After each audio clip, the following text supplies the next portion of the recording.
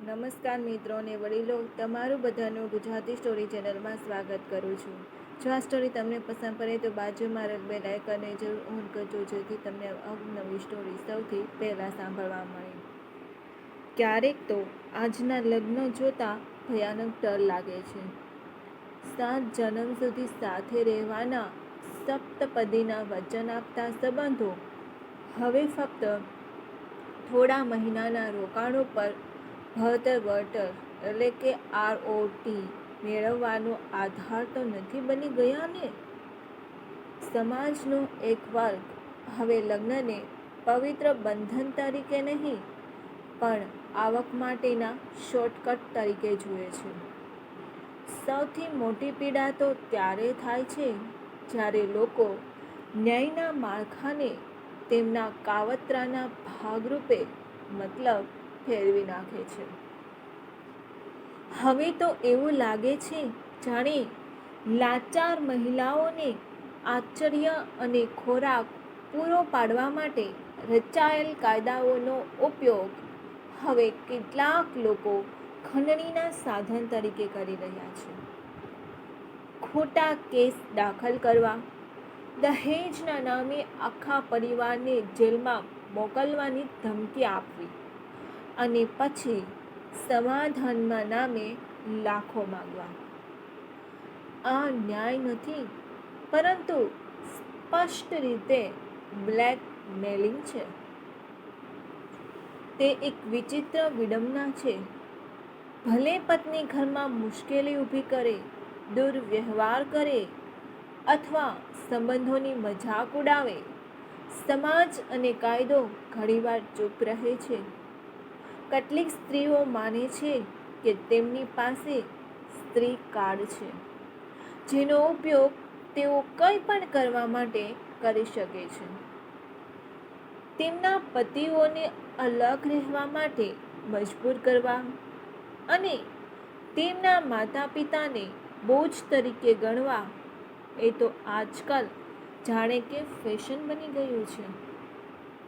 તેઓ સારી રીતે જાણે છે કે જો સંબંધ તૂટી જાય તો કોર્ટ તેમના માટે ખુલ્લી છે, જ્યાં તેઓ ગરીબ સ્ત્રી તરીકે પોતાની જાતને રજૂ કરીને ભારે ભરણ-પોષણનો દાવો કરી શકે છે.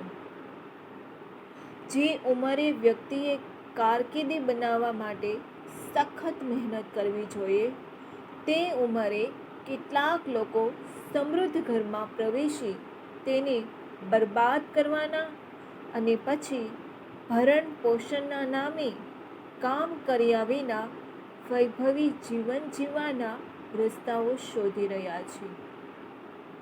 આ માનસિકતા ફક્ત પુરુષો માટે જ અન્યાયી નથી, પરંતુ મહેનતુ અને સ્વાભિમાની સ્ત્રીઓના મોઢા પર થપ્પડ પણ છે, જે પોતાના દમ પર જીવન કેવી રીતે જીવવું તે જાણે છે. જો આ વલણ ચાલુ રહેશે તો તે દિવસ દૂર નથી જ્યારે લોકો લગ્ન કરવાનું જ છોડી દેશે. સંબંધો પ્રેમ અને વિશ્વાસ પર બાંધવામાં આવે છે, કાયદાઓ અને બેંક બેલેન્સ પર નહીં. અદાલતોએ હવે સત્ય જોવું પડશે, ફક્ત આંસુઓ પર નહીં. સાદું સત્ય આવું છે: ઘર બનાવવા માટે વ્યક્તિને મોટા હૃદયની જરૂર હોય છે. જો હેતુ ફક્ત ઘરનો નાશ કરવાનો અને પોતાના ખિસ્સા ભરવાનો હોય તો આવી વિચારસરણી સમાજ માટે કેન્સરથી ઓછી નથી. સંબંધો પોષવા માટે હોય છે, શોષણ કરવા માટે નહીં. મારો કહેવાનો મતલબ એવો નથી કે બધા ખરાબ હોય છે, પરંતુ 100 મણ જુવારને એક અંગારિયો ખતમ કરી નાખે છે. તમને મારી વાતમાં શું સારું અને શું ખરાબ લાગ્યું અવશ્ય જણાવશો, અને જો વાત ગમે તો તમારા મિત્ર જોડે શેર જરૂર કરજો. આ ચેનલને સબસ્ક્રાઈબ કરવાનું ભૂલતા નહીં. તમારો દિવસ શુભ રહે તે માટે જય શ્રી કૃષ્ણને સાંભળવા માટે તમારા બધાનો આભાર વ્યક્ત કરું છું.